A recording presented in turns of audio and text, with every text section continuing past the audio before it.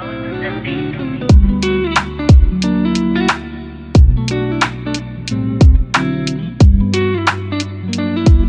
beautiful people of all ages, shapes, and colors, to another episode of the Hit Your Free Throws podcast, where we encourage you to stick to the basics.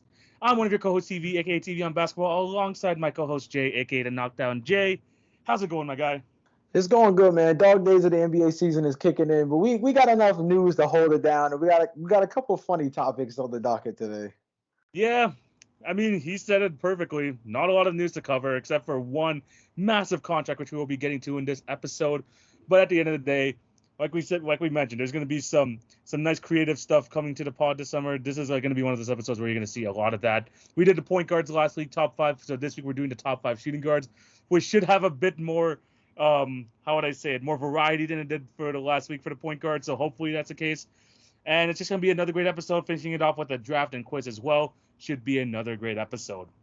But before we start this episode, we do have to plug our socials. Remember to follow our individual socials at the Knockdown J, at TV on Basketball, down in the description down below. And as for the Hit Your Free Throws pod, follow us on TikTok and Instagram for the best daily NBA content. And if you're watching this on YouTube, remember to like, share, hit the subscribe button, hit the notification bell so you will not miss an episode. And if you're listening to any of the podcast networks, Spotify or Apple, just remember to leave a review, subscribe, and all that good stuff. We really do appreciate all your guys' support. Jay, we got the plugging out the way. Let's get into some NBA talk. Yes, sir. And we are going to be kicking off today's episode with the largest contract in NBA history. We knew it was coming. The Celtics couldn't afford to lose him, so we knew that this was the only possibility. Jaylen Brown has signed the biggest contract in NBA history, the Supermax with the Boston Celtics. 5 years, $304 million. And what's crazy is this, I'm still shocked by this news, but I'm going to throw in some soccer real quick. Have you seen the whole Mbappe story about him getting $700 million from Saudi Arabia? I felt like I should have been more surprised by this, but that whole number just blew my mind too. But going back to basketball, Jay, your thoughts on Jaylen Brown becoming the highest paid player in NBA history? From an NBA perspective, it's not necessarily the face I think they were looking for in terms of maybe that being the guy who accomplishes becoming the highest paid player in NBA history. I don't think that was the kind of player. I don't think that was the player type or the player name that people expected, or maybe the NBA themselves would have anticipated to fall under this category. But at the end of the day, Jaylen Brown put the Celtics in an interesting situation. I think that the reason why there was so much animosity in terms of their contract negotiations was because of the fact that they did not want to have to pay Jaylen Brown this kind of money. But Jaylen Brown produced. Jaylen Brown was arguably the best player for the Celtics 2 seasons ago in the NBA Finals. He made an All-NBA team most recently in order to help him qualify for this caliber of a contract in the first place. And whether we like it or not, this is kind of the direction that the NBA is heading. These contracts are only going to get more and more hefty. We're kind of falling into the lane now, similar to the NFL, where it seems like every year is going to start its free agency or end its free agency with the highest played in the NBA now. The highest player ever in the NBA is, and it's going to be a new guy. And it's just going to continue to be like that because the number is now escalating to a point where every new high is going to be a new high. That's the norm. That's going to be the norm. And I think we just have to understand that. Like I said beforehand, Jaylen Brown might not be the ideal face of the highest paid in the league, memorial that everybody wants to put together in terms of the who doesn't belong. Some of the guys that are most paid in that group are Steph Curry. I think Karl Anthony Towns is one of them as well. There's a handful of guys that definitely are above the rest. Jaylen Brown just happened to be the next guy up to get paid. And that's kind of how the whole thing falls. Now, what it means for the Celtics is a completely different story. Yeah, and we're going to get into that very shortly because we mentioned the fear that this might happen and the fact that basically over 50% of their cap is going towards 2 guys. But in terms of the contract in general, I mean, remember 7 years ago when Mike Conley was dubbed the highest paid player in NBA history too? It was basically the same reaction. Now, is it more now? Of course, it's double the amount that Mike Conley got 7 years ago. That's how far the NBA has gone in terms of revenue, in terms of profit, in terms of like contracts and stuff like that. We've gone to this point where Jaylen Brown's getting 300 million. But like you mentioned, it's only going to go up for here. If you think that Jaylen Brown's contract is big, wait till his boy Jason Tatum gets his contract because Yeah. he's for sure getting that max, and you know it's going to be like 320 whatever million it's going to be. But that's just going to be the new norm. Honestly, people who are complaining about this, sure, it's Jaylen Brown and all that, but would you rather see the owners hoarding all this money? I mean, we feel like that's the case with the NFL, and that the owners are not paying these guys like enough. Same thing with the NHL. I mean, the money's going back to the players, the product, the guys that we watched this game for. So, if anything, you got to be happy for the guy. He's getting his bread. And honestly, it's not like it's anyone like too crazy. I think that Jaylen Brown's a top 20 player in the league, and he's shown like year on year he is just getting better in his game. Sure, you can make the arguments about him not having the greatest handout, him not being able to go left. But when you look at the stats, I mean, the stats speak for itself. He is getting better each and every year. And he's not coming off a dud year. He's coming off the best year of his career, going 26, 7, and 3.5 assists per game. Still a very good defender, has turned to the Celtics' true number 2 scorer. He is a pretty damn good player. Now, pair that with the Jason Tatum contract that's going to come. Like you mentioned, it's going to be tough to see how they're going to be able to build around that. But the Celtics were put in a precarious situation where they weren't getting the offers that they want for Jaylen Brown. Sure, he's been kind of on the trade block the last couple of years, but at the end of the day, they couldn't lose him out for nothing. And if this was the only case to do it, they had to do it. I mean, these guys are billionaires anyway. They can 100% afford this. Jaylen Brown is the highest paid player in the NBA, and honestly, let's wait another year, wait another couple months. It's going to be dethroned very soon. Yeah, I think the other part is when you transition to the aspects of how does this impact the Boston Celtics now? I think the biggest thing too is like this contract doesn't make Jaylen Brown untradeable, dude. Like Yeah. that's the one thing that we all have to remember. Sure, he can't end up on the trade block this year because of the extension that he signed, but it's not something that necessarily deters him from being able to leave in a year or 2 years from now. There's still a lot of flexibility there where although the contract is hefty, again, this aspect of it being a quote unquote new norm is something that means if guys are going to want to move on, go to other teams, if teams are going to want to acquire other superstars, they're going to have to understand that it's going to come with significant salary.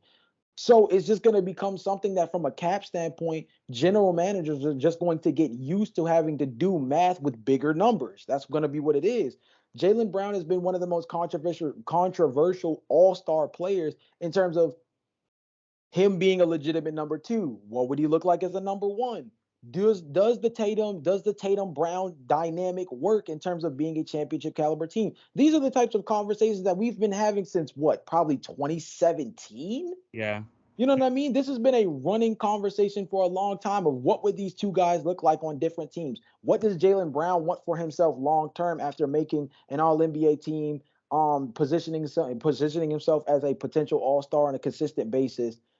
These are all the things that come up. So the main thing that I think needs to be understood is with how heavy the or how top heavy, I should say specifically, the Celtics roster is getting, we do need to keep an eye out on what Jaylen Brown's next moves are moving forward, because this aspect of what Brian Windhorst from ESPN has coined pre-agency is becoming not again, I guess similar to the heavy contracts. Pre-agency is a new established norm for the players to give themselves a route to get to where they want to be while still getting the money that they truly want. And I would argue, and a lot of times tend to deserve. We've seen Bradley Beal, Kevin Durant, Anthony Davis, Damian Lillard is now falling into Yeah. that conversation as well as somebody that could be on the move and is also signed a significant extension as a part of this. These are all people who have fallen into these categories and have established something that has now created player movement in an unconventional, but I would argue somewhat more fluent way than just guys kind of up and leaving in free agency and plopping themselves in. There's a lot more that comes to this now, because now guys, especially with the new CBA, guys can't simply say I want to leave and go to X team, because when it comes to certain things like player salary matching and things of that nature, those things are going to start to matter more. Yeah. So there's a lot of different tug and pull kind of scenarios here in terms of how all of this can bank out. Obviously, we hope that Jaylen Brown and Jason Tatum can continue to coexist. But I mean, TV, before I pass it out to you, I think the last thing I have to really say when it comes to this whole thing is I do think that when you think about what Jaylen Brown is now earning, Jason Tatum's extension coming up, and the impact that the new CBA will have once it fully establishes itself closer to the NBA trade deadline, this is a huge year for the Celtics in terms of winning the championship. It is. It 100% is because there's only so much cap flexibility you have left now. Jaylen Brown's contract is not going to kick in until next year. This year, you're fine. He's still going to be making his $30-something million or his $20-something million. He's fine.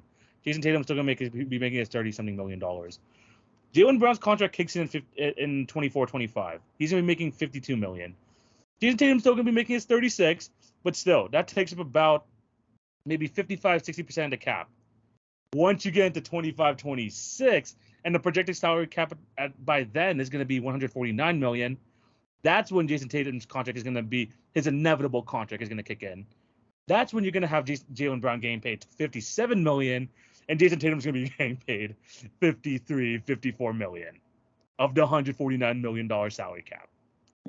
Yeah, that's going to get tough. So that's why the trade for Kristaps Porzingis is massive. The fact that they're able to do this 2-year deal with him. Look at this. The Celtics are really smart with this because they know that the Tatum contract is going to kick in after that Porzingis contract is done. They mapped this out. If I know this, they 100% know this. They're ready for this window to be kind of the best shot they got. And because they know that if once you get to 25-26, you're going to have to do a lot more tinkering around. You're going to have to make a lot of small changes. You got to pay Robert Williams at some point. Al Horford's not going to be there forever. Their roster can look very, very different by 25-26 when that time comes. So they have this window here where you're not paying Jason Tatum close to the max that he's going to eventually get. Jaylen Brown's contract doesn't kick in until the year after.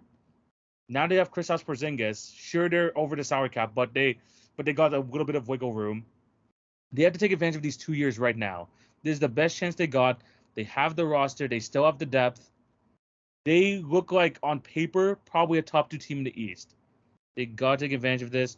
And if this doesn't work out, you can't be afraid to not make a move because this is the only time you're going to have this sort of flexibility. The minute you get into next year, okay, next year's our turn. Oh, wait, no, we got to wait till next year. That's when it becomes less and less. And your window, not even your window, kind of your flexibility just becomes tighter and tighter and tighter. This is what the CBA is going to be doing to these guys. And once you get into the whole first apron, second apron sort of fees as well, where, like we mentioned before, the super team killer sort of agreement, policies added in place in this new CBA, it's going to make it tough for this type of young Celtics team. So they really got, like you mentioned, got to really take advantage of these next 2 years. You got your big three here. You still got the depth you got around them. You didn't have to give up too much in this. This is their window. Sure, they might be able to figure something out in a couple of years, but this is their window to try and actually take advantage of probably their best chance to win the East and potentially win a championship. Yeah, definitely. Yeah, 100%. But yeah, any final thoughts? I think something else that just maybe this is just kind of in passing, but it's kind of based off the last part that you said is this is really the window here.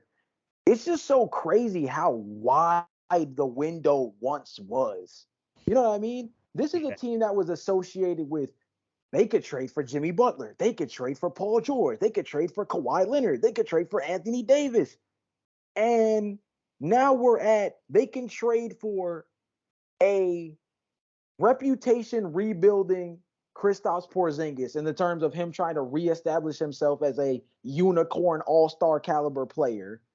They've moved on from one of the heart and soul players of their team in Marcus Smart.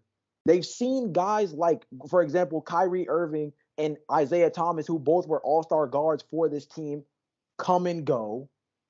And now the remaining pillars of the team are kind of hanging on their last legs, despite the fact that we've seen the best versions of them. They've made the Eastern Conference Finals on multiple occasions. They've now made the NBA Finals one time in this stretch. But it goes to show you how time flies, bro, because as much of a window as we were giving them in 2017 when they were giving Braun and those guys a real run for their money early on in the era of this version of the Boston Celtics, Mm-hmm. we're not even a full decade away from when all of this really started, and we're already telling ourselves we might be looking at the end of this era soon. Now, we could be wrong. We could be wrong. But with the, like you mentioned, with the second and the third apron, even in terms of how that impacts roster structure and moving forward. Yeah. You look at teams like Minnesota, where they're having real conversations about, dang, did we just get Rudy Gobert and might by default have to move on from a guy like Karl Anthony Towns just due to our roster being too expensive with him being Rudy Gobert and now the new rookie max extension signee Anthony Edwards? Mm-hmm. You look at teams like that and you say, wow, you make all of these moves on the margin, but the more expensive you get, the harder it is to build your team. And Yes. so that team building, we've seen that the Lakers are a perfect case study of this. We see that when these teams become harder to structure due to financial ability, not necessarily player fit, but financial capability, it puts a real strain on not only your team's success, but your team's locker room. So we're looking at a really big shift of power if the Celtics are not able to keep this thing going.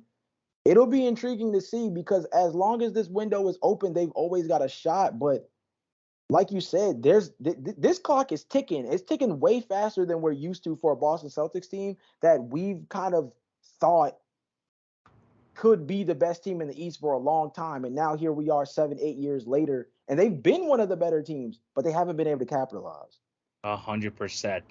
And I guess like my final thoughts on this before we move forward is that if you thought draft picks were valuable before, draft picks are gonna be so valuable now. The cap flexibility, the fact that you can maneuver so much stuff, making with these guys making so much less compared to the guys that are getting the money now.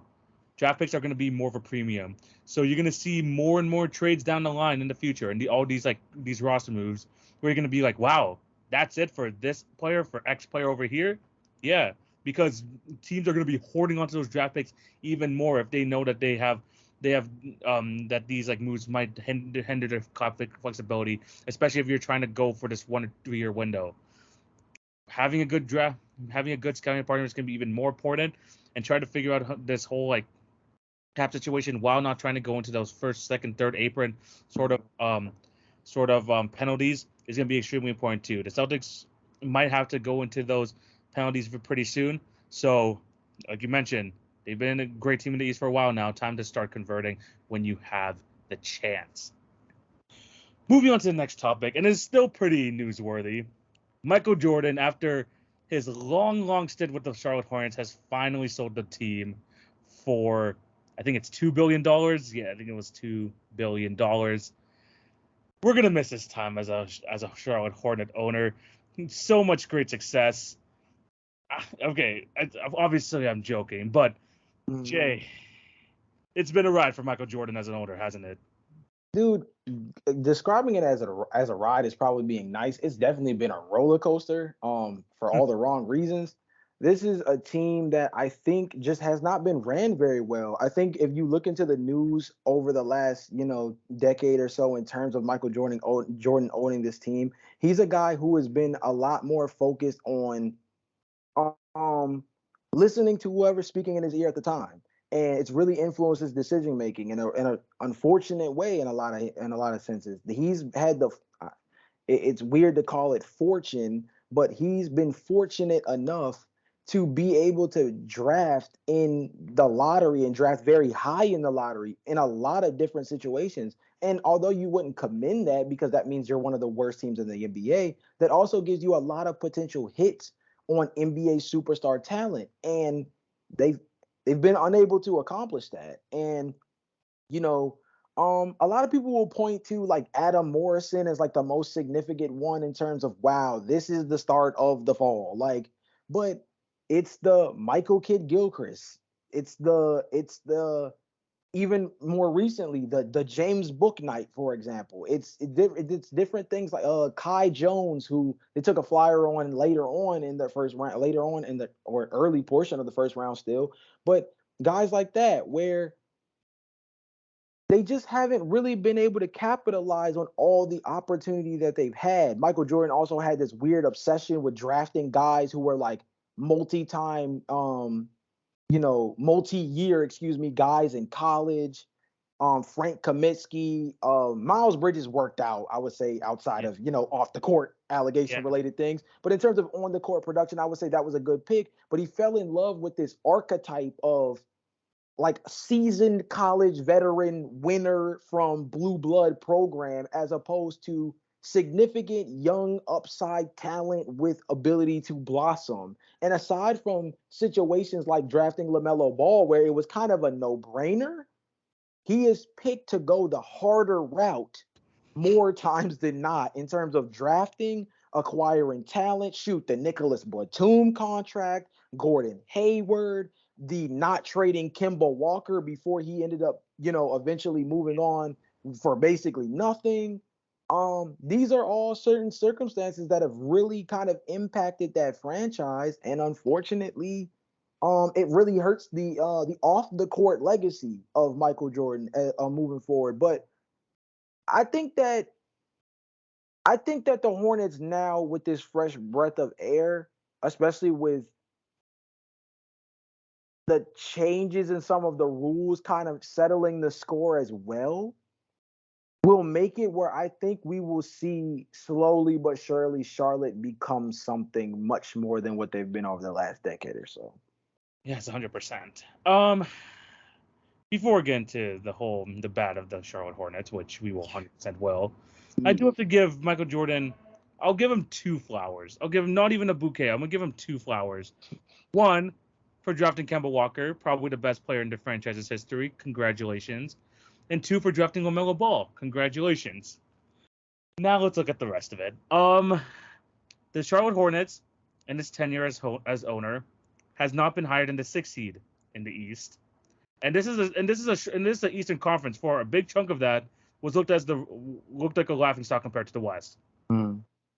Next, the Charlotte Hornets are, even though it's a lockout year, had the worst record in NBA history until it was surpassed by the Trust Process 76ers. But even though they had more wins, lower losing percentage, and all that year in 2012, the Charlotte Bobcats were running a roster of players such as Bismack Biyombo, Matt Carroll, DeJounte Diop, Gerald Henderson. Gerald Henderson. I was just thinking his name, bro. Dezanya Diop, Aduro Nahara. This is the type of rosters that Michael Jordan was putting out here. I mean, there was like a 8-year stretch of the Charlotte Bobcats, if you remember too. We want to forget about those years. Those years were even worse than these Charlotte Hornet years, to be completely honest. And man, he has to be one of the worst owners in NBA history. He's got to be. And I got this wrong. I said $2 billion. It's $3 billion. Congratulations. Somehow he sold this franchise for $3 billion. But man, even now looking at the draft picks, I was looking back at just some of the stupid things that Michael Jordan has done over like the years as a owner here. I mean, you already mentioned drafting Adam Morrison. You already mentioned drafting Michael Kidd Gilchrist. There was a trade back in 2009 where, sure, this seemed really irrelevant, but man, the fact that he wanted to make this trade in general just makes me laugh. He traded Matt Carroll and Ryan Hollins for DeJounte Diop. He made that trade in 2009. Like, what is this? They traded away their only All-Star in Charlotte Bobcats history, and Gerald Wallace, for Joel Prisbilla, Dante Cunningham, Sean Marks, who's now a GM, for two protected first-round picks. Like, legitimately, some of the things that he has done over the years is just mind-boggling to me. And can you blame the Hornets fan base for being worried about Brandon Miller? This guy drafted Emeka Okafor 2nd overall, and look at how his career turned out. Surely it's due to injuries, but man, he wasn't a great pick. Michael Kidd Gilchrist, you mentioned already, and look how his career turned out. We see people like that happen, and then you see how good Scoot Henderson was touted before the draft was even started. So I don't even blame Charlotte Hornets fans for being worried about what's going to happen next. But man, Michael Jordan, as a Bulls fan, arguably the greatest player of all time. There's no denying that. The 6-0, all that stuff, we know how good he was as a player. But to say that he like achieved nothing as a Charlotte Hornets owner is, for me, an understatement. This was an absolute disaster what he was able to do with this team. And honestly, moving forward, the way that things have unfolded with James Bouknight, his off-the-court problems, Miles Bridges' off-the-court problems, and the fact that even through all these rebuilding years, and you're still left with kind of this roster, it's not a good look. Not a good look whatsoever. He definitely has tarnished his legacy. Sure, his basketball legacy, like on the court, can be untouched. But his off-the-court, man, if you remember, if fans remember, especially the way in the era that we grew up in, seeing him as an owner and seeing what he was able to do with the Charlotte Hornets / Bobcats franchise, it's tough, and you can't ignore it for sure. Yeah, I think another thing that's just kind of big when it comes to it is just the fact that you see the Charlotte Hornets as a team, even the Charlotte Bobcats. Like, I feel like there's notable people that I always remember from the tenure, but I don't ever remember like notable runs. I remember, ironically, I got excited about Gerald Henderson because I remember at one point he was like arguably one of the better players on that team. Which is not a great thing. You remember Gerald Wallace. You remember one of my favorite players, which is he's probably a little bit more synonymous with the Clippers, but Corey Maggette used to play for the Bobcats at one time. Al Jefferson was a really good player for them at one point. There's a couple of names, Kemba Walker, obviously. There's a handful of guys that you can name that have been good players that have come through Charlotte. But the issue is we've never seen anything from Charlotte in terms of putting that together or making us feel like that meant something, that they had notable guys here and there. I feel like I remember Gerald Wallace much more for his time with Portland, for example, as opposed to Charlotte, which seems kind of silly considering the fact that I feel like he was a one-time All-Star there. Yeah, I was going to say he became a one-time All-Star through going to Charlotte or through being at Charlotte. But I feel like I remember him more for Portland, for example. Like I mentioned earlier with Corey Maggette, I think I remember him more for the Clippers, despite the fact that I also remember playing with Corey Maggette pretty heavily in 2K on the Bobcats. So there's a lot of different things that come with it. It's very unfortunate because this is one of those franchises that you think, like I said, with so many bites of the apple, you would have thought they over this time would have been much, much better, and it just didn't hit. But I think the saying goes, they say this about quarterbacks in the NFL. When you're an all-time great, it's that much harder to identify all-time great level talent because you try to project yourself in what you would do through the body of people who are simply not you. They're not as athletic as you. They are not as talented as you. They are not as great as you. But you, from that perspective, feel as though I am great and therefore I can identify great. And I think that's easier to do when you're actively playing against the talent. Yeah. But I think that's much harder to do when trying to evaluate the talent from a second and third hand perspective. And I think we've just seen that through Michael Jordan. Yeah, 100%. Before we move on to our top 5 shooting guards list, funnily enough, we talked about Michael Jordan. Going to our top 5 shooting guards list next. I'm going to tell you the top 5 players in Charlotte Hornets / Bobcats history with the most win shares. And I'm telling you right now, this is a very sad list. Number 1, Kemba Walker. You know what? We expected that. Yeah. 48.5. Gerald Wallace, number 2, 45.9. Okay. Number 3, Cody Zeller, 31 win shares. God. Number 4, Marvin Williams, 27.5. God, Jesus. Oh, my Lord. I was waiting for Frank the Tank, maybe. Jeez. Number 5, Emeka Okafor, 26.2. All right. Oh, God, goodness. Wow. That is not good, man. Oh my gosh. Sorry, seeing Cody Zeller's name as number 3, just it gives me the biggest ick. Oh, this gives me the biggest him, and then Marvin Williams following. You know it's bad when those are the top 5 players in win shares. Firstly, you didn't win a lot, and the fact that these are the top 5 guys who to do it for during your tenure.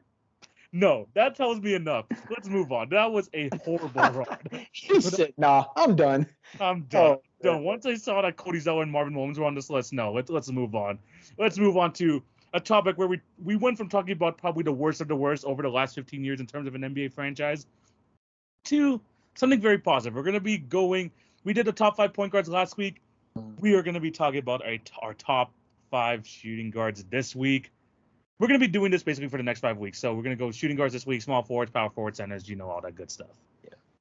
Jay, as we did last week, we're going to be going to the top 5. But if you have 1 or 2 honorable mentions, I'm giving you the floor to do it now. If you have any, so go ahead. Okay. Honorable mentions are, I had 3 and it shouldn't have been that way, but I had a hard time narrowing down a few. But Desmond Bane is one of them. Yeah. Bradley Beal is one of them. And my boy Zach LaVine fell just barely out, which hurt me, but I had to do it. Yeah. I only got 1 honorable mention. I felt like Bradley Beal, not the best year last year. Desmond Bane, he was good, but not great. I feel like Zach LaVine is kind of like a tier above them still at this point in their careers. So I have them as my honorable mention. Underrated year, by the way. I was looking at his thing. He had an underrated year. Just the Chicago Bulls weren't just that good of a team. Yeah. But moving into our top 5, Jay, who is at your number 5 position? Got Anthony Edwards, the new paid man. I got him here, and it's because it might be an upside play, but I think Anthony Edwards showed in the postseason that he is a guy who can step up when the lights get bright. Especially, we gave Karl Anthony Towns a ton of crap in that series against Memphis. But here's the thing. Anthony Edwards came to play and he made the most of his opportunity. And I think he's only going to continue to build upon things like that. I think that Anthony Edwards is a player with a real upside on both ends of the floor. He's a guy who actually this offseason has made his rounds in terms of different offseason interviews and podcasts, bringing up the idea of being better at the point guard position, which I thought was a really intriguing thing because I do think that Anthony Edwards could be a pretty good, if not above average passer. And I think that would change his game significantly. I thought one of the coolest things was when D'Angelo Russell was kind of in a rut, because this was, of course, a season or 2 ago, when D'Angelo Russell was in a little bit of a rut, Anthony Edwards got a lot more on-ball reps at the point guard position, and he was having one of the better stretches of his young career during that time frame in terms of being on ball, not just as a self-shot creator, but also being able to get others involved. I think his enthusiasm, he's mentioned this on multiple fronts. He's been very enthusiastic about defense and becoming better as an on-ball presence. I think more so in a point guard-like role. I think at 6'5", 6'6", with that kind of build, that kind of physicality, and that kind of enthusiasm for 2 things that are not scoring, which is a big thing to talk about when you're talking about a rookie max extension caliber player like Anthony Edwards, who could honestly just make a rookie max off of just scoring the ball, right? He could literally you could argue maybe he already has. So for him to be enthusiastic about the other things in his game that could really elevate him, I think that also projects well for me. So I'm putting Ant Edwards at 5, and I think he has real potential to move up this season. I'm serious. Yeah, for sure. I like that pick at number 5. My pick at number 5. This is already better because we already have a different list than last week. Okay. At number 5, give me the highest paid player in NBA history. Let's go with Jaylen Brown at my number 5. Okay. He is at number 5. And I'm gonna let you know right now. For me, I mean, like Jaylen Brown, like I mentioned, what I like about him is the fact that he has been able to become a really good shot creator on his own. He still is maintaining a good level of defense, but every single year just progressing to be better and better. And he's had multiple. He's had like 1 All-NBA team appearance this past season. He has shown that he could be one of the best number 2s in basketball. The reason I can't put him any higher is that when the lights shine the brightest, I feel like Jaylen Brown kind of like retracts a little bit. He kind of goes down. compared to other players in the league, and especially to his other counterparts at the shooting guard position. Okay. This past season, averaging like 26 points per game, like I mentioned, 7 rebounds, 5 assists. That went down to like 22, 5, 3. Like he has like almost like the same assist to turnover ratio, 3-3 at this point. So it's not just like seeing the stats, but watching him play in the playoffs compared to the regular season feels like a completely different ballgame with someone like Jaylen Brown. He is talented. I'm not saying that he's an absolute scrub in the playoffs. It's not like he completely falls off, but his production goes down. He hasn't really been able to show in the brightest moments. And as these playoffs have been showing us year after year, he has these flaws in terms of being able to dribble with his left hand, being able to go left and all that stuff. Those type of stuff gets exposed in the playoffs even more. And the fact that he hasn't been able to work on kind of those aspects of his game, and the Celtics haven't been able to go further than what more teams, like we mentioned before, have expected, kind of halts me on this list. I still think he's a top 5 guy, but I'm going to put him at number 5 to start off with. Okay, so I mean, we're not too far off because I had Jaylen Brown at 4. And my thing with Jaylen Brown was I think that the upside that he's shown is something that you mentioned earlier when we talked about the contract. He's improved every single season. He's a guy that's legitimately a two-way guard, something that the shooting guard position doesn't have a ton of. I think most of this entire top 5 we're going to list is probably more offensive-centric guys. And that's very important to note when you talk about the idea of not just Jaylen Brown, but I would argue even Anthony Edwards. Part of the reason why I left Zach LaVine and Bradley Beal off the list was also partially due to this idea of being a score-first, score-centric guard only. And although, yes, you are a shooting guard and you are one of the primary scoring options, or at least that should be if you're an all-star caliber player, your main calling card, I think your ability to guard up and down the position, your ability to translate as a combo guard means a lot to what you're able to do if you're in the positions that guy like Jaylen Brown has been in. I also go back to the NBA Finals. Jason Tatum was the guy that everybody was calling for his head when it came to the NBA Finals against the Golden State Warriors. Jaylen Brown was the guy who came to play and was relatively consistent. Did he give you too many crazy performances, dang self? No, but he was relatively consistent with the production that he did provide, and that was much better than Jason Tatum, who dipped off when the lights got the brightest, as you mentioned earlier. I think the main thing with Jaylen Brown is there's so much upside to his game, and I think the fact that he's one of those guards that we say, dang, what would he look like if he were on his own team as the lead option?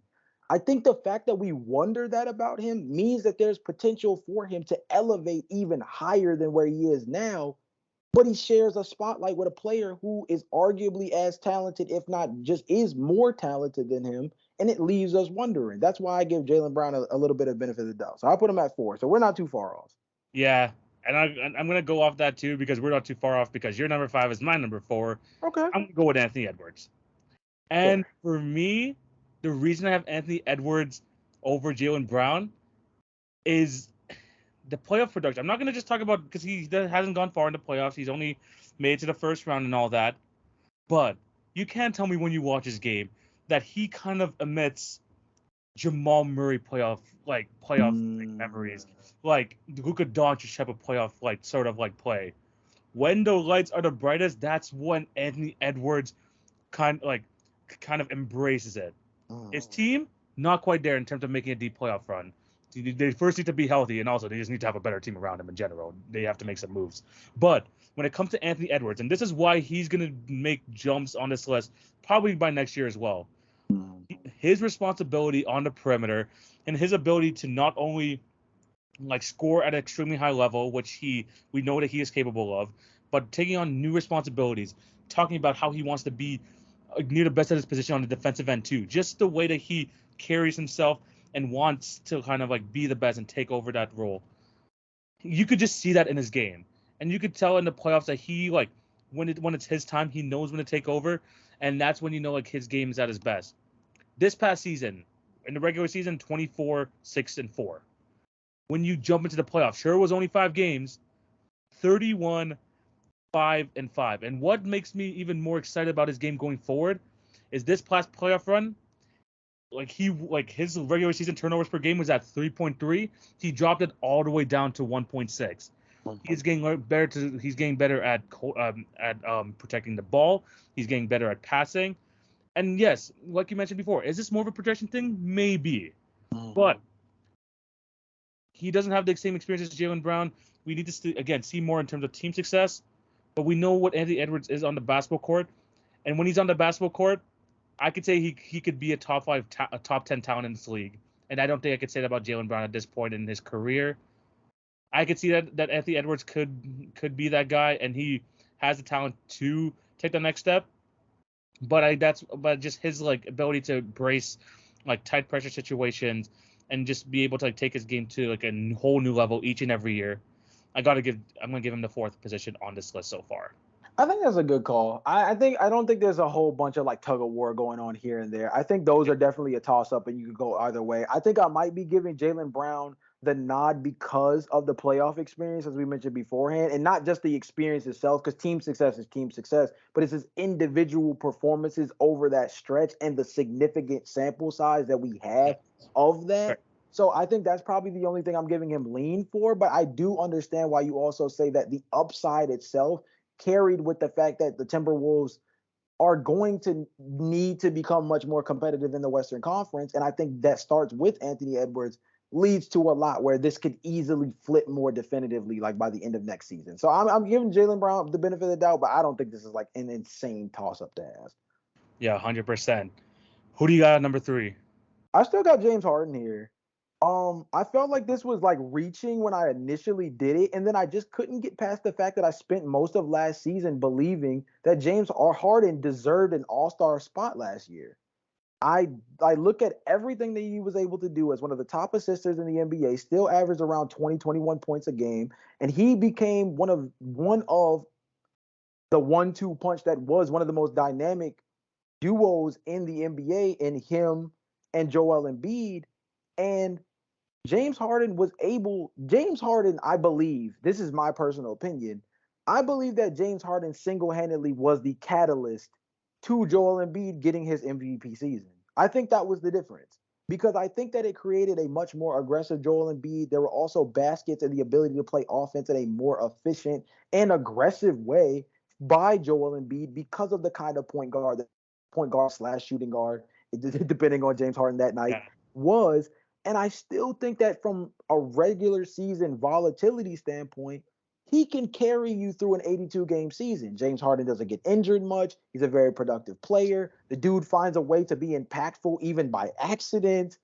And he's a dude that I think is extremely productive in the regular season. Now, of course, his postseason success is where things get a little tricky. But if we're going to give Anthony Edwards the benefit of the doubt for his lack of postseason appearance, I think we can also give James Harden the benefit of the doubt in terms of his inability to produce at a high level in high leverage moments. Because we've also seen big time performances from James Harden, granted, lower leverage. But I think that James Harden is still one of the better shooting guards in the NBA. I'm willing to take the hit if anybody believes top 5 is still reaching, let alone in my case top 3. But I just believe that it's way too easy to underrate James Harden now that he's actively taken a number 2 role as a part of Philadelphia and would probably be taking a number 3 role if he were to join the LA Clippers if this thing is real. But I just think the production speaks for itself. That's a fair point. And that's 100% a fair point. Now, Jay, I'm going to tell you this right now.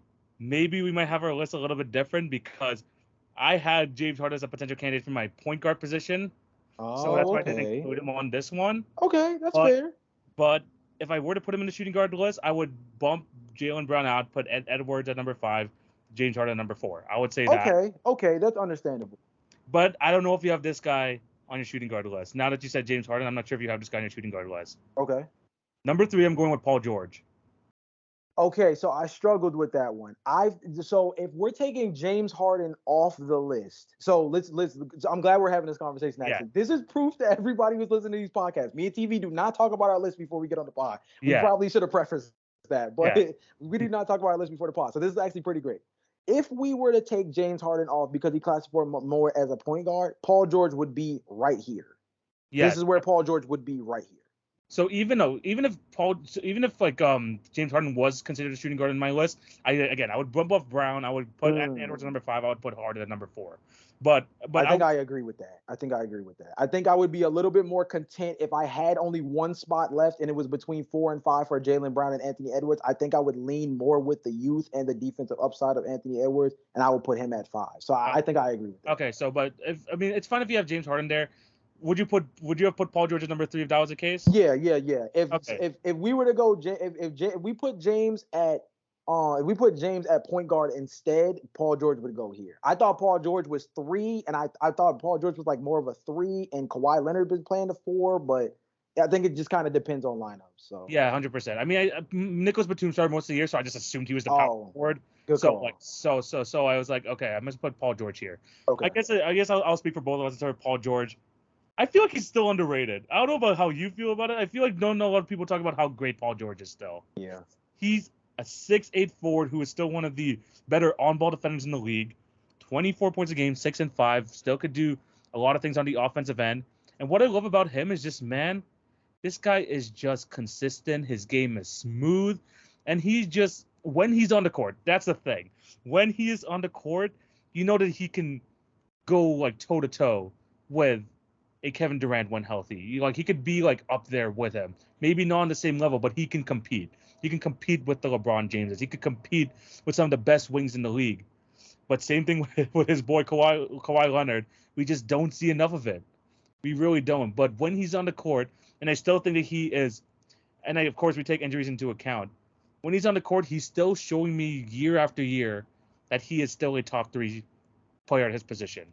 In terms of the shooting guard position, I still have him top 3.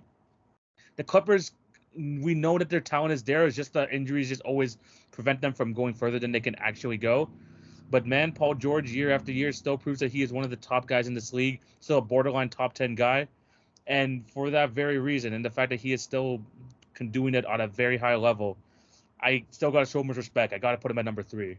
Yeah, I think I could agree with that. I think, like I said, I think I agree with that. We take James Harden off. If we'd have put this in TikTok format or whatever, I probably would put James Harden / Paul George just because of the whole positioning or whatever. But I think I agree with you. The two-way ability is one of the most important things to me. Obviously, when we get to the top 2, that falls off a little bit, but that's because the offensive production ends up being that much more impactful depending on the team that they play for. And in this case, those teams definitely need offensive production in a real way. But in terms of the defensive ability, that's the thing about the shooting guard position that I think separates an all-star from a regular or an all-star and all NBA caliber player on a season-to-season basis is I think at the shooting guard position, you either have to be absurdly elite offensively, which is where we're going soon in terms of the top 2 guys that we have, or you have to be very good, if not elite, at least near elite offensively with defensive upside. And I think that's kind of the pocket of the top 5 that we're in. When you talk about a Paul George, a Jaylen Brown, and Anthony Edwards, those are guys that show not only that they can score the ball, but they can defend. And all of those guys, ironically, also show scalability. Those are all guys that we've seen guard the 1, the 2, and the 3 before. And that's a very valuable skill in this league. Yeah, 100%. Paul George, he's just kind of the best of like those 3 right now, and I think that it's going to continue on going into this season. They don't talk about him enough just because he's not on the court as much as he used to be, but man, this guy is still elite. He is at my number 3. Now we're going back into business. Jay, who is at your number 2? I think we have the same top 2, but it depends which order you have them. Who do you have at number 2? I have Donovan Mitchell at number 2. Yeah, we both have him at number 2. Go ahead. You go first. Yeah, I mean, this one is simple. I mean, at the end of the day, I think that they went out sad when talking about the Cleveland Cavaliers against the New York Knicks. That was one of the most odd series I've ever seen in the NBA in recent. That was real weird, yeah. Yeah, definitely a very odd performance for the Cavaliers, a team that I thought had a lot of defensive upside and a backcourt that could really score the ball at a high level. But we know Donovan Mitchell's body, bro. At the same time, as much as we talk about, playoff Jamal Murray, that battle started because of Donovan Mitchell. That's where things started at. The Donovan Mitchell-Jamal Murray duel is the start of the Jamal Murray lore. And that's something that's important to note because Donovan Mitchell, prior to that, had his own version of a coming out party already. So Yeah. there's a lot of dynamics here that come up. But Donovan Mitchell is just one of the most elite scoring guards in the league. He's a guy that you wish could be better as a defender. It's ironic because when he came out of college, he was actually seen more as a defensive guard, more so than a scoring guard. So it's kind Yeah. of crazy how things change. Yeah. But at the end of the day, his ability to put the ball in the basket, the dude scored 70 this past season. Like, we understand it. His Yeah. ability to put the ball in the basket is a very, very important asset to have on any team. And he's a guy who does it better than most, and you can't underrate that. Yeah. 100%. I mean, for a while, like you mentioned, that whole playoff Jamal Murray playoff Donovan Mitchell battle was probably some of the best one-on-one battles we've seen over the last like 5 years. Yeah. And Donovan Mitchell really did build himself to have a reputation to be a playoff performer. The last 2 years, though, have kind of tempered out a bit with his last year in Utah and this year in Cleveland. But you can't, like you mentioned, you can't underestimate the fact that this guy's one of the just the top bucket getters in the league. He came into the league averaging 20 points a game as a rookie, and it's just becoming better and better and better every single year, with this past year being his best at 28.3 points per game. And what really impressed me this year, especially in the regular season, is that I was worried that there was going to be like a fit problem between him, Darius Garland, and the other guys. I was expecting that he was going to have some sort of period where they're kind of struggle and see where they're going to be at as a team. But nope, he fits seamlessly in like a glove. This guy who came out the gates firing, and he just can continue to do that all season long, leading to an All NBA team appearance at the end of the season. This guy's, again, one of the best bucket getters, an underrated passer, and honestly, in terms of a good vocal leader for the rest of the guys, he's very good. This past season, again, really weird ending to their season, but there's nothing that shows me that's going to deter me from the fact that I think that the Cleveland Cavaliers are going to be a problem for years to come, especially with their front court and now their very elite backcourt with him and Garland. I think that he's going to be the perfect number one guy for this team, and he has the players around him to kind of balance out his defensive woes and just really make the Cavs a really elite team. It's just going to take some time, but the pieces are there. Donovan Mitchell leading the helm. He is also at my number 2. And we both know who our number 1 is. Jay, talk about Devin Booker. Man, Devin Booker, dude. This might be the easiest pick of all of them. I think that the main thing that you have to look at when it comes to Devin Booker is he can put the ball in the basket better than just about everybody that I think is on this list. I think his overall versatility on all 3 levels is elite. I think that we saw that when he was able to play more on the ball in situations where Cameron Payne and Chris Paul were not on the floor this past season, that he can take over an offense and not just be a guy who can put the ball in the basket, but he can control an offense in a real good way to not only make it effective, but make it efficient. And I thought that was really good to see from him. The other thing is, similar to Anthony Edwards, but we've seen the progression now. We kept asking ourselves, with the progression of Devin Booker, what would happen if we saw him on a playoff caliber team? What would that look like if he made that kind of progression? And the minute we got the opportunity to see what it looked like, we kind of haven't looked back in terms of viewing him as one of the best guards in the NBA. Not just the best shooting guard, but one of the best guards in this league. And so I think that just goes to tell you that it's going to continue to get better. And you look at the structure of their team. Yes, there is a very short window with the kind of gamble they're going for here. Yes. But Bradley Beal is going to be able to get better shot opportunities because of guys like Devin Booker and Kevin Durant. Devin Booker's game has never been more open offensively than the handful of games that we saw next to Kevin Durant this past season. There's still a lot of offensive capability here that I still think we have not seen, because this team is only continuing to further optimize itself. They did a very great job in free agency this offseason and doing what they were able to do to manipulate second round picks, draft capital, use the mid-level exception, use veteran minimums and things of that nature to really build out a really good squad. And now I think there's a lot of times where we were looking at this team and we said, yeah, Devin Booker's the best player, but Chris Paul is oddly the guy that makes the engine go, just because of the way he put everybody in place. I think this will be the first real season where they look at it and say, Devin Booker, do your thing. Yes, I understand. Bradley Beal has been announced as the point guard, I think, or something of that nature. But I think this is the first time where this team is just going to embrace offense, offense, offense. Go, go, go. I think this is going to be one of those teams that plays much more up tempo. They play much more spaced out, things that they weren't able to do with a mid-range heavy obsessed squad that kind of was led by the play set of Chris Paul. So there's still a lot to like. I love Devin Booker as a guard, and hey man, at the end of the day, bro, these Kentucky guys, you know what I mean? 100%. You know what I mean? Yeah. I mean, you took the words out of my mouth. Devin Booker is just, he like operates at a level where it feels like, I mean, there's offensive ability, and then there's like, we talk about the smoothness of Kyrie Irving's game and the way that he's able to get his points and everything. I feel like Devin Booker almost operates on that same level in terms of getting to his mid-range spots, being able to hit the three. It feels like every time he puts up a shot, it goes in just because of how nice and how like sound his game is. Devin Booker has gotten better over the years as a passer, has shown that he can play hard in the defensive moments. And like you mentioned, we've been waiting to see how, like, for like the longest part of his career, how he would fare on a competitive team, a team with title aspirations, and he has stepped up to those challenges, and he has embraced it. Remember this past playoffs, he for the longest time was the best playoff performer in the entire league, with players with like Kevin Durant like playing, LeBron James, Luka Doncic was in the playoffs. My bad. You got players like Steph Curry there and everything like that, and Devin Booker was looked at as the best player in the playoffs playing at that time.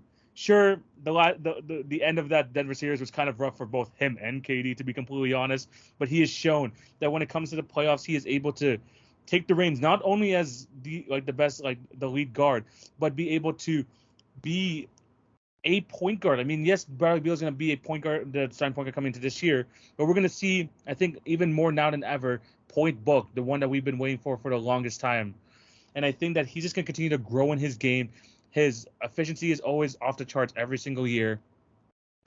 It's just something to his game that like makes it so like he feels like he has like his own like aura around him, and like him and his like scoring ability and everything of that sorts. But he's able to play well in the playoffs, have very good regular seasons, and I think he's just going to continue to get better at only the age of, what is he right now? He is 26.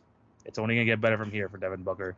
He's elite, and that's why I feel like the last couple of years it's been consensus, and I think it's going to continue on this year. He is our number one shooting guard in the NBA. Interesting list. Pretty similar, to be honest, to our point guard list, but that's the way it goes. I mean, when you're elite, and everyone recognizes that. If we're missing anyone that you guys were expecting for us to talk about, let us know down below in the comment section. If you think the order is wrong, let us know as well. We would love to hear your guys' thoughts. Moving on to the next topic, and we're reaching the end parts of the show. Of course, we're gonna start off with our NBA draft, our weekly draft. And for this week, because we're still waiting for the whole Damian Lillard situation to kind of to sort itself out, and now with the whole Pascal situation happening, waiting for him to get traded from the Toronto Raptors, we realized that a lot of these guys have been with their teams for a while. Siakam, 8-9 years with the Toronto Raptors. Damian Lillard, 11 years with the Portland Trail Blazers, all with one team. And we don't find many of these guys anymore in the league. So what we're going to do in this draft today is we have a list of all of the players that have played for only one team in their career, but have played with that team for 10 plus years. We have a pool of players here, and we're going to try to draft the best teams possible, best starting fives, point guard to center. Jay, how are you feeling about this draft? I'm feeling good. I already got a concept in mind, man. So I'm just hoping I can stick to the plan. 100%. I have the list in front of me too. You know how these drafts work. Jay has the first overall pick, but I get the next two. He gets the next two. The Serpentine draft, you know all that goes. Jay, who do you got with your first overall pick for this type of draft concept? All right, man. We're gonna start with that. Man. I'm gonna get Steph Curry out the way. Yeah, very nice. You probably one of the best guards there. I really do like that pick. Steph Curry is off the board.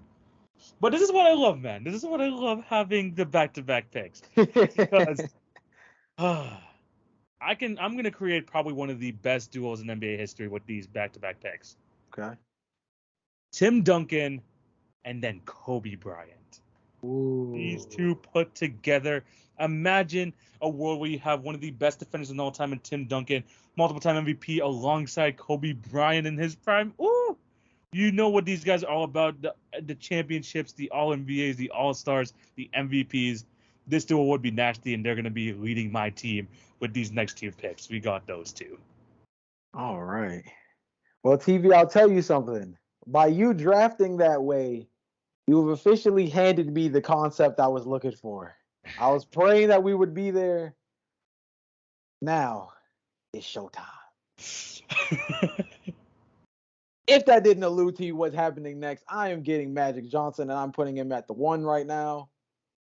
That's going to be the point guard, moving Stephen Curry over to the 2 and keeping that going, keeping that theme going.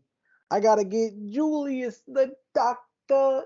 Irvin as the guy who's going to end up playing, ironically, the James Worthy replacement, even though James Worthy actually did qualify for this. I think that for what I'm going for, I'm going to take somebody who took Julius Irving's game. I mean, took James Worthy's game probably another level.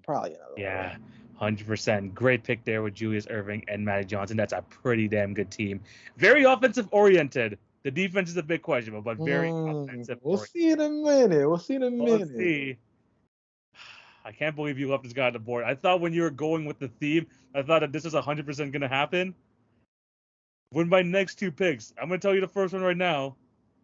Larry Legend, Larry Bird is joining the squad. You got all defense all everywhere with Kobe and Tim Duncan. Now we got to get one of the best scorers of all time, underrated passer, one of the best rebounders at his position. We know Larry Bird in those Magic Johnson battles all throughout the 80s. Larry Bird got the best of him a good chunk of the time. One of the best small forwards of all time. He is joining my team. Kobe, Duncan, and Larry Bird is rounding out the team very nicely. Now I'm missing a center and a point guard, and there are a lot of ways I can go about this, but I would like to keep this current. I would. Okay. I'm putting Tim Duncan to the 5, and this guy just makes the list. Give me. Actually, no. I'm second guessing myself because I just realized my favorite player of all time is on the board. No, I was gonna see if you were gonna peep it or not. That's a tough choice, TV. That's a tough choice, TV. No, I'm swerving. I can't leave this guy on the board. Let's put the two best power forwards of their time in the front court together.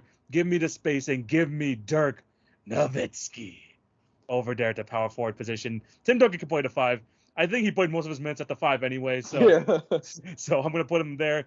Dirk Nowitzki, my personal favorite basketball player of all time. He's gonna join the list. I would be a crime if I didn't put him. If you didn't know, I was gonna probably pick Giannis, but then I was like, oh, it would be just too rude to not include Dirk, so I got to go with Dirk. Yeah, man. See, I kind of figured that you'd be trapped by this point. I figured you'd put yourself in a smidget of a bind because I looked at the top of the list and I said, the guy with the longest single team tenure is also TV's favorite player. Is he really going to let him get undrafted? But the second question I asked myself was, would it be worse if he let him drop to me? Yeah. So now that we've gotten that out of the way, we solved my biggest problem, which you mentioned earlier, which is defense, while also remembering to keep in mind that I want this team to get out and run.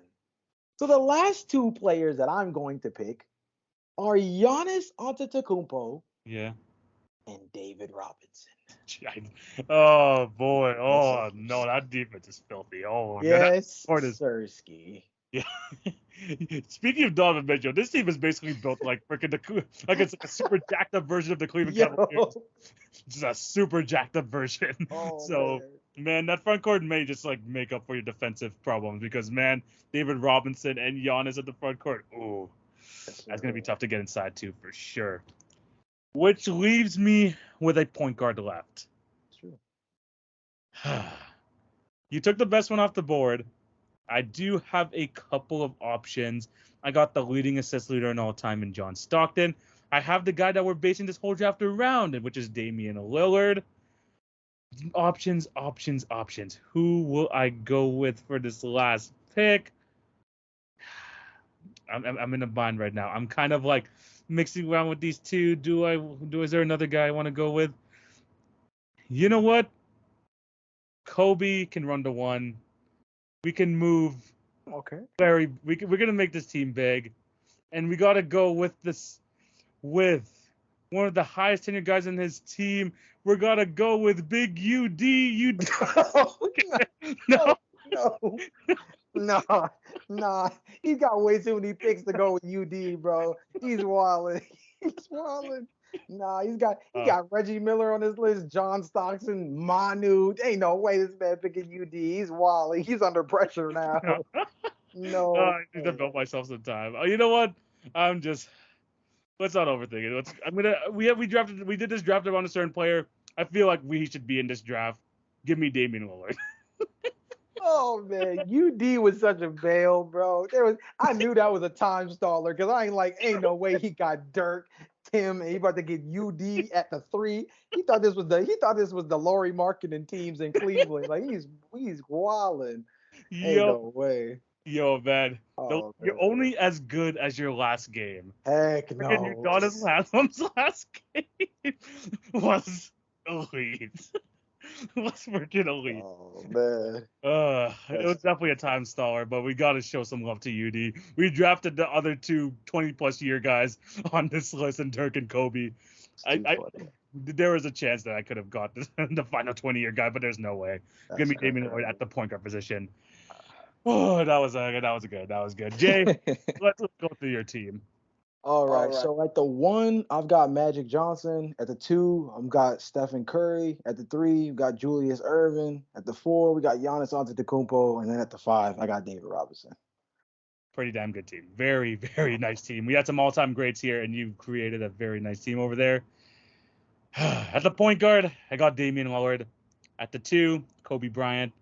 At the 3, give me Larry Bird. At the 4, Dirk Nowitzki. And at the 5, Timmy D, Mr. Big Fundamental Tim Duncan, with honorary member Udonis Haslem just chilling there as he has done for a good chunk of his career. Yeah. He's gonna be my assistant coach. You got this, UD. The assistant coach is great. Oh my God, bro. He's been basically an assistant coach. Come on. That's facts, though. Nah, he's been biding his time the last couple. That's 100%. Who do you think has the better team in this draft? Let us know down below. If you have any other draft ideas, also show us a DM to put in the comment section below. We'll definitely be able to check those out. Jay, moving on to the final segment of the show, it is the NBA quiz. And we previewed it last week. There was no surprises whatsoever here. Yeah. We did the Chicago Bulls last week for this concept, but we're going to do my team, the Toronto Raptors, for this one. And if you didn't watch the last episode, what me and Jay basically did was we're going to take turns going back and forth naming any players from this franchise's history. Mm-hmm. Any players. The catch, though, 1, you can't repeat the same player. 2, you can't repeat a player that someone else has said. 3, we have a bogey player. Yeah, that's the big one. So if the player that you have as your bogey player gets said by the other contestant in this, then you automatically lose the game. Okay. Last week we did the Chicago Bulls, and I lost due to Carlos Boozer. I lost to Carlos Boozer. I was close to getting him with Kyle Korver, but I lost to a Carlos Boozer. But since we did his team in the Chicago Bulls, it was only right to do my team in the Toronto Raptors. Yes, sir. We both have our bogey players in mind, Jay? Yes, sir. It took me a second, but I got them. I got mine too. Let's get into this. All right, Since you started with your Chicago Bulls, I'm going to start with my Toronto Raptors. Okay. Let us start off with Joey Graham. Ooh, he's starting spicy. Okay. Jeremy Lin. Ooh. Give me Vince Carter. Tracy McGrady. Okay. Antonio Davis. Amir Johnson. I had to dig deep, TV. I had to dig deep, bro. I'm trying to get my bag. I gotta name the bad guys. Really. I keep thinking of players. I'm just like, man, there's a reason he could put him. There's a reason you could put him. Luis Scola. That's a good one. Chris Boucher? Ooh, okay. The man beside Kawhi Leonard in that infamous pick, Jordan Lloyd. The man in the suit. Lloyd is crazy. Let's just do safe. Serge Ibaka? Okay, you're still good. Oh, thank God. I was nervous. Linus Kleza. Nah, that's nuts. I ain't gonna lie. That's crazy. Sneaky 2K legend 75 overall Patrick Patterson? Yes, sir, Ski. Yes, sir, Ski. You're good. 2K 75 overall legend. Okay. Primo Pasta himself, Andrea Bargnani. Ooh, okay. Andrea. Dang. Hey, if you're not from Toronto, you're not gonna get that Primo Pasta reference. He was the face of this pasta thing, this pasta commercial back in Toronto. So. Oh. Okay. Okay. Oh my gosh. Safe bail. I'm going with OG. You good? Safe bail. If you know Alan Anderson, I'm gonna be impressed. Nah. I'm gonna give you that one dolo. I'm not gonna lie. He started way too many games for this team. I don't know why he was a starter for so long. Alan Anderson. I'm afraid. I don't remember if you said him on. Nah, you didn't. Damon Stoudemire? I did not say him. Oh, clutched it. I'm trying to make sure I'm going through the names in my head. I'm like, man. Yeah. Multiple-time three-point contest winner Jason Capono. What the heck? Oh my gosh. Okay. Get in your bag. Ooh, I gotta deep cut you. A big body Alvin Williams. Yes. I gotta get deep in my bag here. I gotta get deep. Hey, you're talking about some Philly guys over there. I'm gonna name the best Raptor in Raptor history, Kyle Lowry. There's no way you put him. Oh my gosh. There's no way you put him. That would have been too easy to use this name. Yeah. Oh my God. Who's somebody who's played for a lot of teams again? You know my bail is just start going to journeyman. Oh. Okay. I'm so glad we don't have timers on here, but if we did, I'd be shot. Yeah. No. Okay, I don't want to take too long. You guys had Charles Oakley for 2 seconds. Yes, we did. Yes, we did. You guys had Charles Oakley for like cool 2 seconds. Raptor fans know about this. He was at the press conference next to Kyle Lowry after he got signed by the Raptors. One of our biggest free agent pickups of all time, Landry Fields.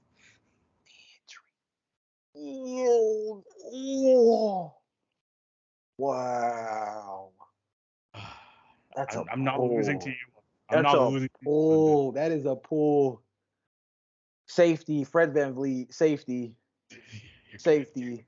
You're good. You talking about a cup of coffee here in Toronto. Did you know that Roshan Nesterovic was a center here for a point? Oh my gosh. Okay. Delano Banton. Ooh, that's it. Okay. Yeah. New Boston Celtic, by the way. New Boston Celtic. Yeah. Oh boy, I'm kind of scared. Doug Christie. Yes. What? No, what? Yes. No way. I told you before the show. Yes. No way. I told you he was more synonymous with another team. His 2K card is the Sacramento Kings. Yes. What? Not the Doug Christie. No. Yes, bro. Legend. Oh, shout out to 2K. I thought that was too before. I thought that was way too before that you were gonna go down someone that far back. Yes, bro. Yes. Oh my gosh. Legend. Not Doug Legend. Christie. No. Oh, safety. I'm so glad you lost, bro, because my next pick was Julian Champagny, bro. So I was down bad. The thing is, you would have lost. You would have lost because you got the wrong Champagny, bro. Oh, really? Oh, man. Justin. It's Justin? Oh, okay. It's Justin. Dang, so I would have beat. Oh, my God. That's so clutch. That is so clutch, bro. Oh, I warned him before the show. I said he's more synonymous with a different team. That's why he's my bogey player. Oh, my God. Let's freaking go. Shout out to the Purple Squad again. Utah and now Sacramento saving my life. Oh man. Oh no. That's tough. That's actually I sucks. love these quizzes. I love this version We of might do quiz. this honestly. We might have to do this with all NBA teams because I think We like might have to. we might have to. This is gonna be like a dope series. I think we might have to continue this like for the weeks to come. Oh my But gosh. to reveal my bogey player, I don't know if you were ever gonna think of this guy. Again, kind of along the same lines with you. This Okay. guy was more synonymous with one team. Okay. But the only reason I chose this guy because in 2K, I think it was 2K12. It was 2K12. No, 2K11. This guy was our highest rated player at a 71 overall. Leandro Barbosa. Dang. Oh, that's a good one. That's a good one. That's a good one. I forgot he had a little spit in there. Cause I look at the Golden State years more than anything. Golden State, the I do too. Suns. I Yeah. do too. Dang. I went with Leandro Barbosa. Barbosa would have been a pick though. I'm telling you, that's one of those picks where then that's one of those where you get flustered, man. That's why every time we start these series, I know we're gonna start with somebody crazy because it's just like, oh, that guy knows ball. Wait a minute. No, we gotta go deep in our bet. Like, to be honest, I was scared to say players like, I don't know. I'm trying to think of like the 2015, 2016 like Raptors. I was going to say DeMar Carroll because I feel like that was like someone that you like. That's kind of like right there as kind of like someone who's like known enough to you to be like to put as a bogey player. I was scared to say something like Norman DeMar though. We never said DeMar. Didn't Jonas Valanciunas play for you guys for a while? We drafted him for like, and he played us like 5-6 years. Yeah. Yeah. So like we didn't say him. There were a couple of guys who I didn't say Bosh. We didn't say Bot. Did we say Marc Gasol? We didn't say Mark. No, we didn't. See, we didn't say Mark. Yeah. Like you could tell we were trying our hardest to scare each other. Yeah. We were trying to get all the big names out the way. We were trying to get all the scary names out the way. Like when you said Rasho, I was like, oh no, he's wilding. He's wilding. He's picking dudes who literally like came in, subbed in real quick, and subbed back out after a defensive stop. Like nah, bro, he's wilding with these. No, bro, I didn't honestly. With your Carlos Boozer pick, I was trying to bait you with something in the 2010s, and I was hoping you would go there as well, but you went farther back. I thought I was safe with the older dude. Shout out to Doug, man. I always gotta lean on the 2K guys, man. I always go back to my 2K experiences. Doug Christie, I know him more for a Sacramento Kings card, obviously, but he's one of my more favorite players in terms of like just like his game, and then of course like in 2K, I really like this card. Carlos Boozer was a different story. I actually hated Carlos Boozer's jump shot, and that's why I picked him as my bogey player. Yeah. So you guys are gonna learn a lot about my 2K history through this series if we keep this going because that's my bogey because it gets both of us involved. I think. You know what? We're gonna keep score. You're 2-0 right now in this series. Yes. Let's see if we're gonna be able to continue this on. Every week, I'm gonna throw you honestly a random team. We're gonna go through each team, but each is gonna be random. Okay, I think we both have enough ball knowledge to know a bunch of players from their history, so I think we'll be good. I think we'll be good. All right. So we're gonna continue on the series. Let's see how this goes. Jays has a 2-0 lead. Let's see if we could continue this on. All right. That's the end of today's episode. Crazy ending. Lost again to my own team, which absolutely sucked. But it was, the game's the game. That's how it is. Jay, before we get out of here, what do you have to say to these beautiful people? Dude, the proof's in the pudding. We're coming with content, man. We warned you guys before the summer started. We got some heat for y'all. We got some fun stuff in the books.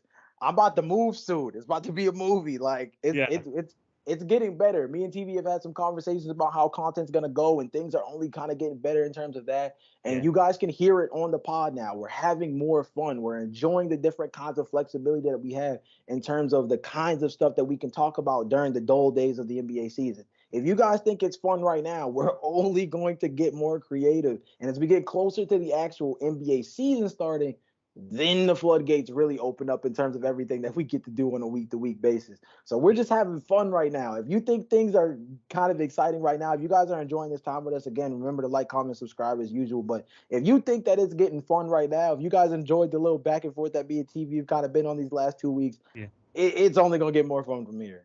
I know, man. Again, another great quiz, another great episode. You're gonna come back next week because we're gonna hit the small forwards top 5. We're gonna hit Yes, some next team sir. for this game. So be on the lookout for that, and of course, whatever NBA topics that come up, any other discussions we're gonna have, you're gonna hear it on this podcast. But yeah, thank you guys for watching, listening. Remember to follow our individual accounts at the Knockdown J at TV on Basketball. Check out the YouTube, like, share, subscribe, like Jay said. And remember to follow at TV on at Hit Your Free Throws on TikTok and Instagram for the best daily NBA content. It was another amazing episode. Thank you guys for watching and listening. Hope you have a fantastic day. This is Jay. This is TV signing out. Hope you have a good one. Peace.